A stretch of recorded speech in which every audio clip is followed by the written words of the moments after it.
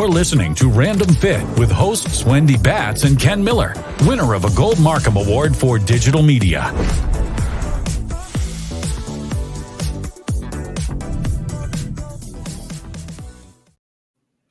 Hello, everyone. Welcome to this week's episode of Random Fit with myself, Wendy Batts, and my friend and co-host, Ken Miller. Ken, how are you? I'm great, Wendy. How you doing? I am doing very well. And I know that we are going to have a very special guest. And so I can't wait for you to introduce her because you got the chance to see her live.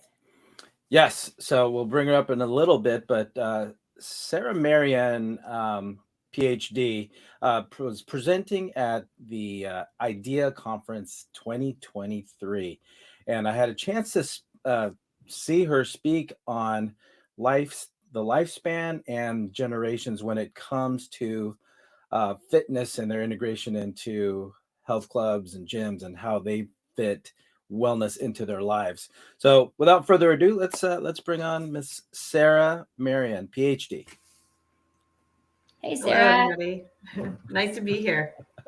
Well, It's great having you.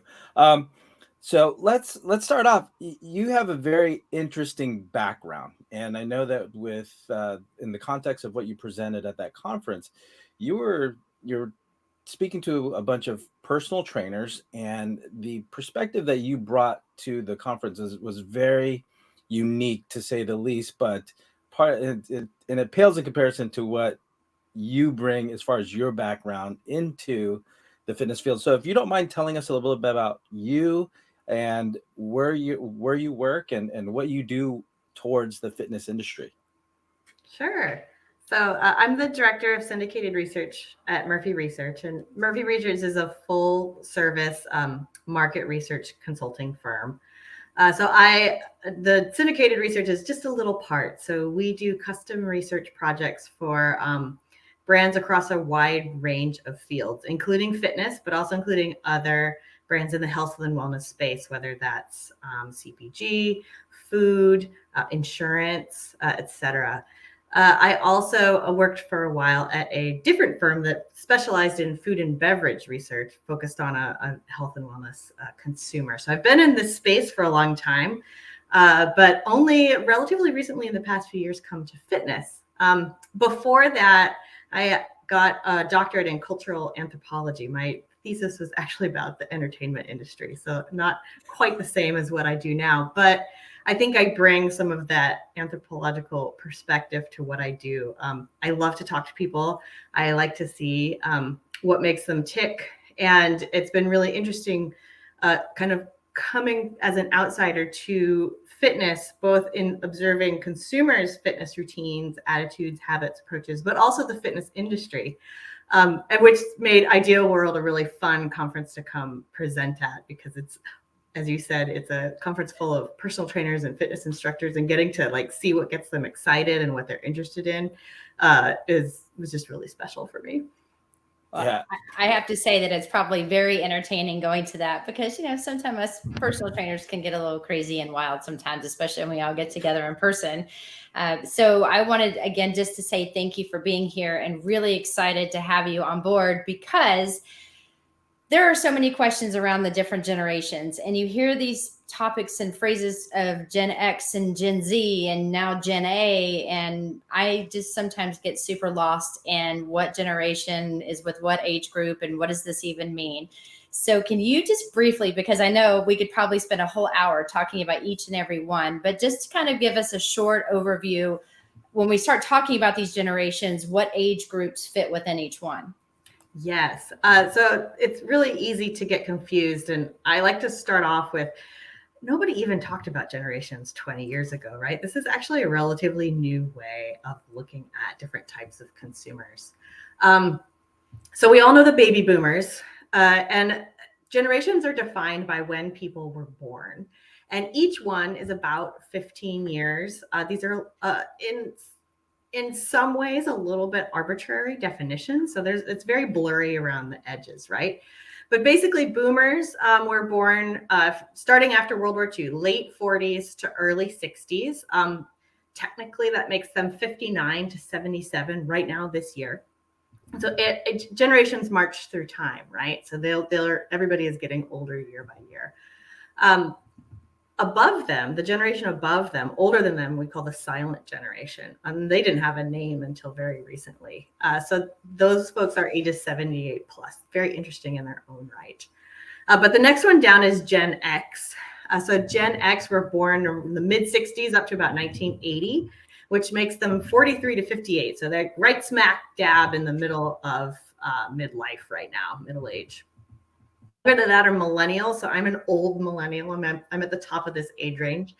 They're 27 to 42 right now. So they're born in the late 80s up to 1996. They're named because they came of age during the turn of the century. So I was the class of 2000. And then I think that I'm a good example of the blurriness, right? I'm an old millennial. So in a lot of ways, I have a little bit more in common with Gen X than I might with my 27-year-old coworker who's only known, smartphones and the internet their whole lives, whereas I learned to type on an Apple II. And then the next one down are Gen Z. So we hear a lot about Gen Z right now because they're the up and coming generation. So they are ages 11 to 26 right now. So at the top end, we have people who are just kind of really establishing their adult lives. And at the bottom, it goes all the way down to tweens. So this is a generation that has a large range of life stages there. And then younger than them, so my kids, Gen A, we'll be hearing a lot about them, I think, as they start to get a little bit older in their own right. So there's generation, and you're the same generation regardless of what age you are, right? So eventually Gen Z, they're going to be the age that boomers are now. So a generation, they come of age at similar times. And what that means for us is that they tend to share attitudes and approaches toward big picture things like, what does fitness mean for me in my own life? How important is fitness in wellness? What activities were available to me? And that breaks down even to like, were men and women equally encouraged to participate in fitness as youngsters? So that's much less true if you're a boomer than if you are a Gen Z. Now that's different from life stage. And part of my talk at Ideal World was about bringing generations and life stages together. So life stage is about where you are in life right now. So if we're talking about Gen Z, the youngest, we have tweens who are in junior high. Some of them are even still in elementary school, right? We have high school students, we have college students, we have people who are just getting their first jobs, trying to get on their feet. Once you move up to millennials, you have people who are having babies. So there's a lot of young families happening right now. There's some with older kids. There's some on the younger end in particular, they're still in this experimental period where they're trying to find a career. So finding a career, establishing a household, setting up shop for your adult life, basically.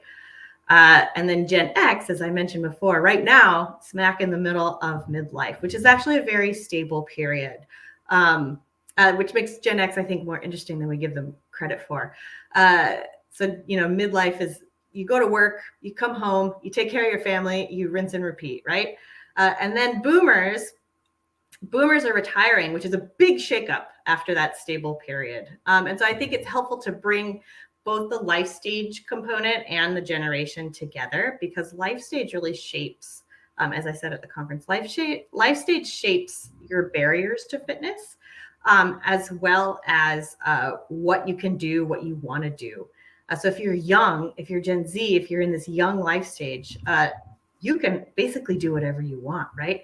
You're not, all of your bad health habits have not caught up with you. You are full of energy. You like to get out and about. And so we see Gen Z doing a lot of different activities. They love team sports. They love group fitness. And if you contrast that, as you get a little bit older, you might not be able to do some of the things you used to do when you were younger, but you have other demands on your time too. So for millennials, for instance, who are still, very active, very engaged with fitness, as I'm sure we'll talk about, but they have jobs, they have young kids. Time is a big factor. They're very busy. And so what they can do and what they want to do are often quite different than a younger person or an older person. And so you need to really think about those things as you're either building a campaign or searching for new customers, or trying to serve the customers you have. I think it's also helpful for consumers to know where they are in these kind of both these overlapping ways of looking at your life, because that can help them understand, oh, maybe I do need to be looking for a slightly different set of activities, or maybe it's time to rethink, my habits and approach. So it's a useful perspective for, I think, a lot of people who touch fitness. Right. So since you brought up boomers already, whenever we bring up our active aging, I always go back to my group of gentlemen that I work out with remotely, right? So we have a Zoom session twice a week, which that took a little bit of learning, right? Especially when that's all that we had, right? I couldn't go see them, they couldn't see me. So all we had was Zoom, which again, setting things up, getting, learning to press the link to get onto the meeting. So it took a couple weeks for us, all of us, to get to where we can all log in at the same time. We can hear each other. No one's accidentally muted. No one's accidentally turned off their camera. But here we are 2.5 years later, and we're still doing it. So when we talk about boomers, that's that age group where they tend to be set in their ways. These guys, however, they like to golf, they like to socialize, they like to be active, and that's why we're all together, so that they can stay active and be vital in their everyday lives. So what can we, and this is again probably an exception to the rule, but what can we do with especially that generation to get them more active? Because like you said, if they're retired, they have more time, they might have the means. So what can we do as a fitness industry, do you think, to get them to break their habits, right, and do something that they wouldn't have already incorporated if it's about taking on new behaviors? It's a great question. And as you mentioned, for boomers, it just all of the setup you did to get those virtual workouts working, that's great, because you already established a new habit.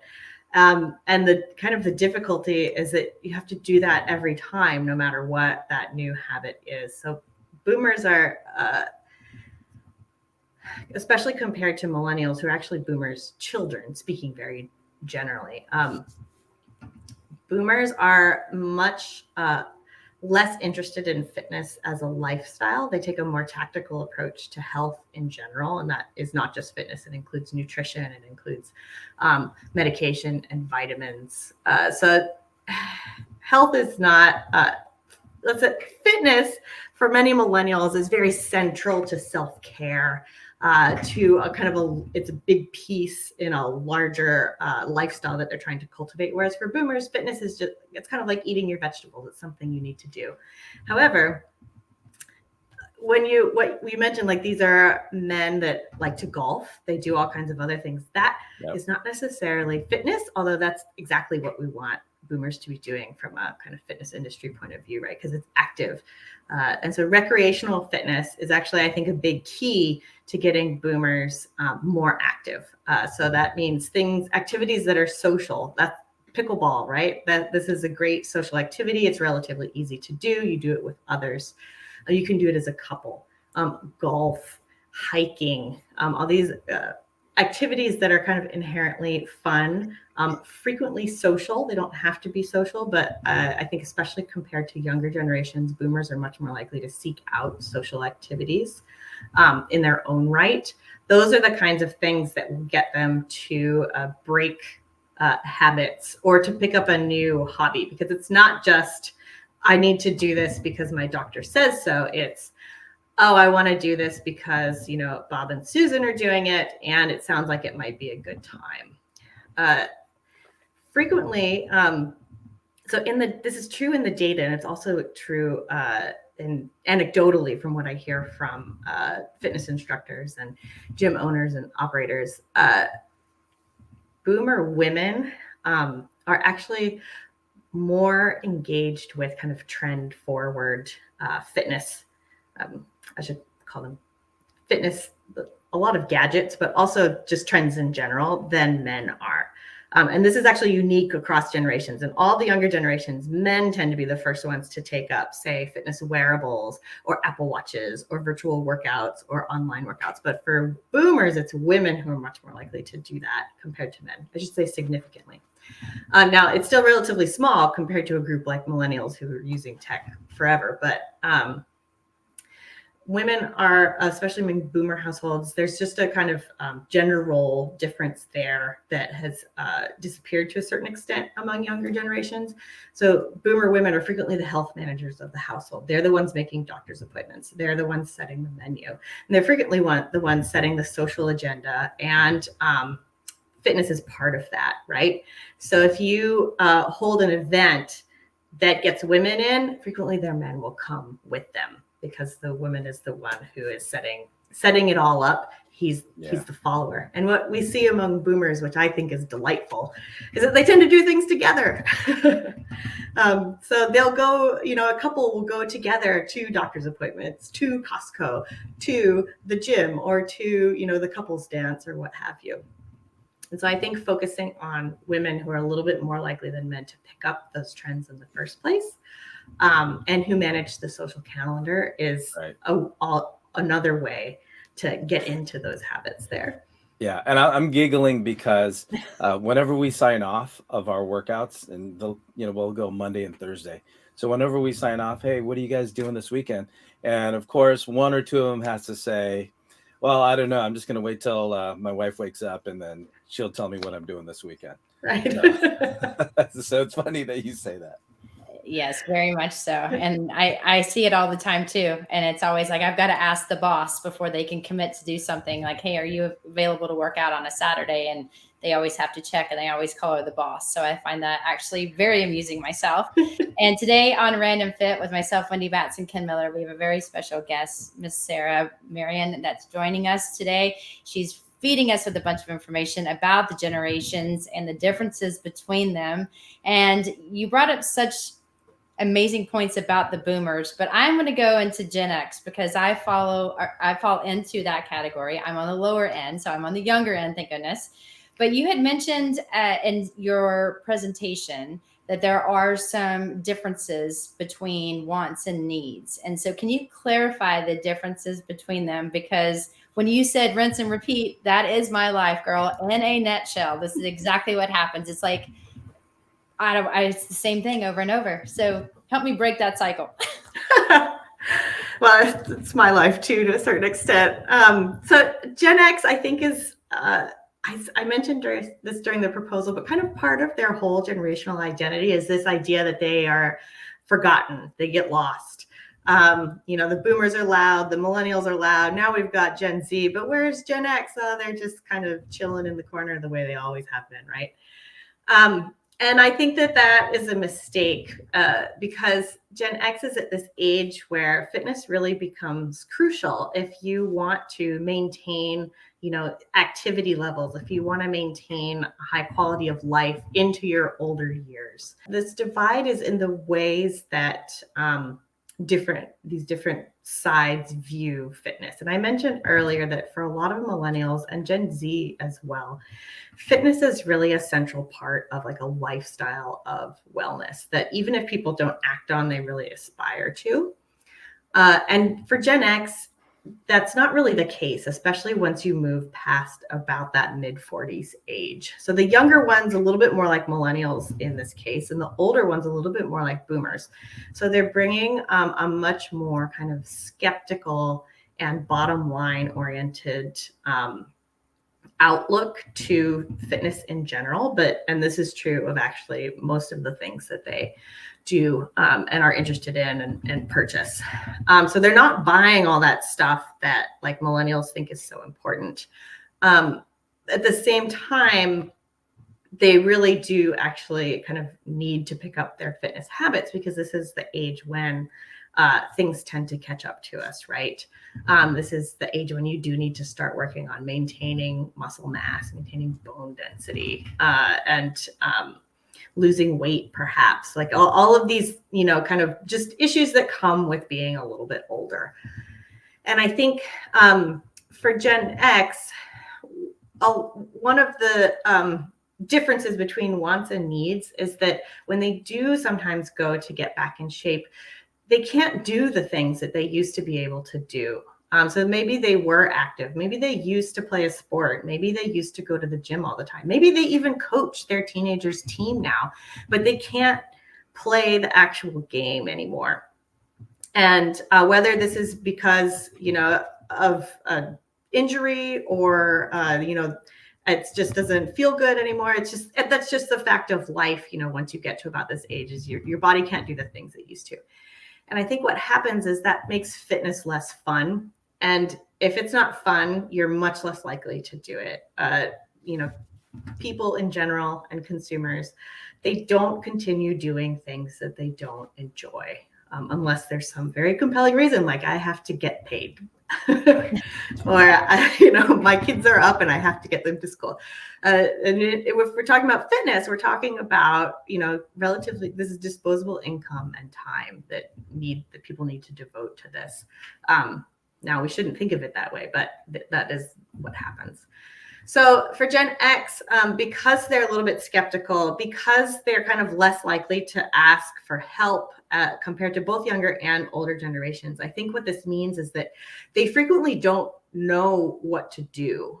They don't know what they need to do in order to build new sustainable habits. So they need help finding new activities, new routines that they can continue doing, but that they also really enjoy doing and that can take the place of some of these things that they might miss from when they were younger.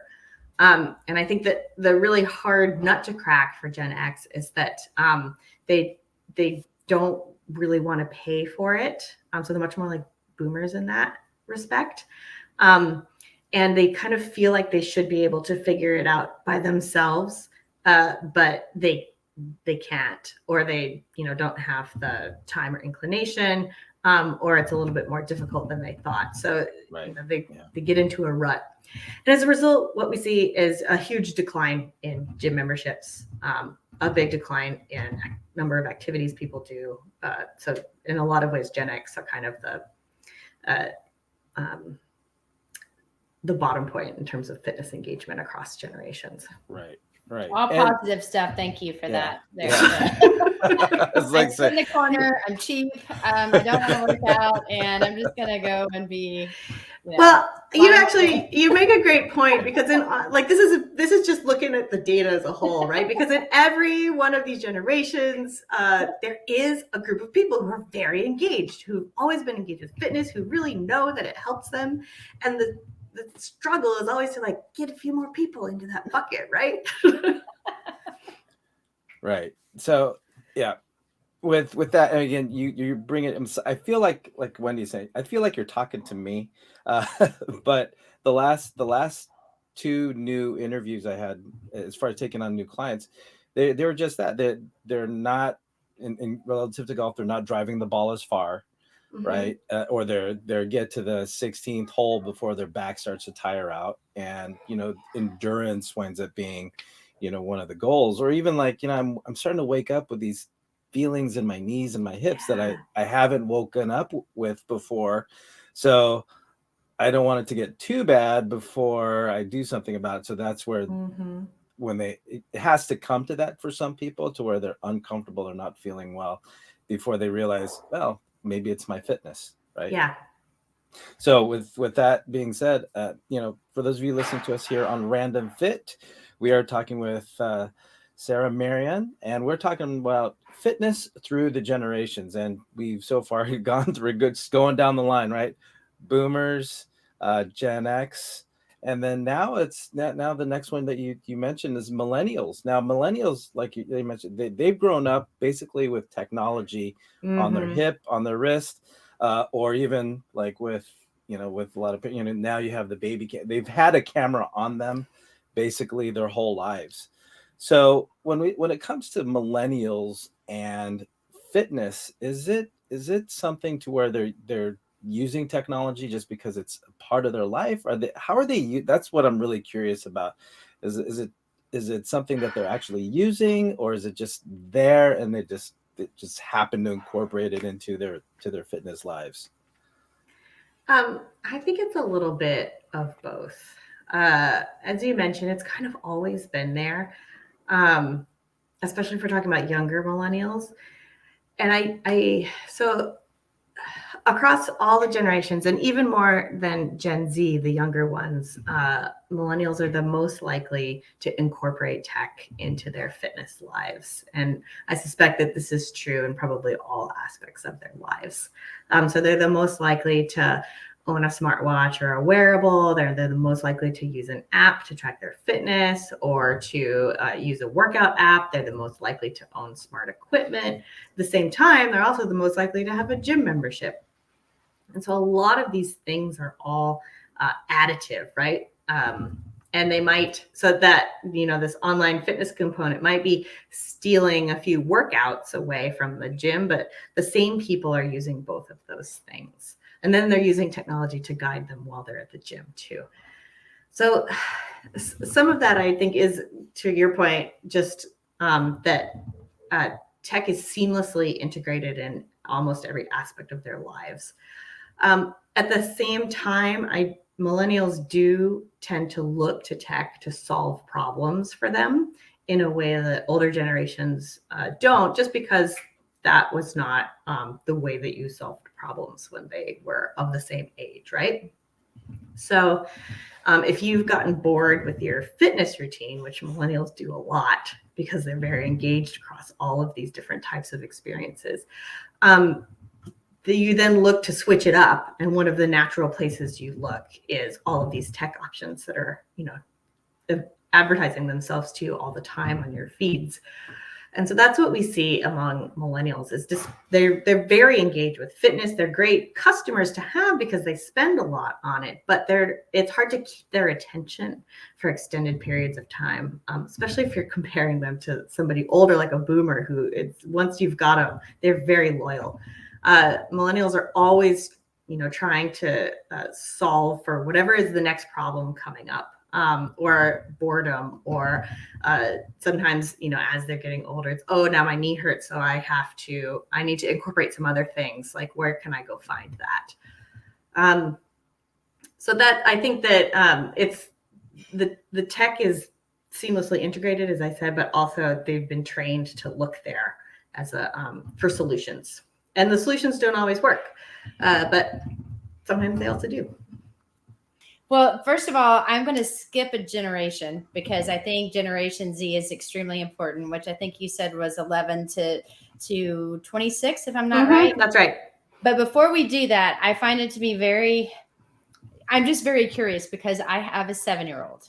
Okay. And my 7-year-old can get up in the morning. He can grab the remote control. He knows how to get on YouTube. He can do YouTube television. I don't know how to use something. He can unlock my phone and figure it out better than I can, which I never taught him. So I'm not sure how he figured some of this stuff out. So with technology being just so easy for our youngsters, and you mentioned you had children, do you find that to be harmful as they age because we rely so much on technology starting them at a young age? Oh, gosh. I think that's an existential question. I want your professional, I want your research brain to tell me that I'm not screwing up my child with all this technology. Well, no, you're fine. I have a 7-year-old and also a 5-year-old, and it's the same with them. And now I think it's hard as a person who grew up with an analog childhood to not nostalgically be like, oh, you're missing out on, whatever aspects of, phone manners, or, having to answer the door when somebody comes, the things that were a little bit more common back then. But that's not the world that our kids are going to live in. And so I think that that facility with technology is probably just that reflects the world that they live in now and the world that they're going to continue to live in, which will be a completely different world from ours. And so it's, we could debate this issue till the cows come home, but I think for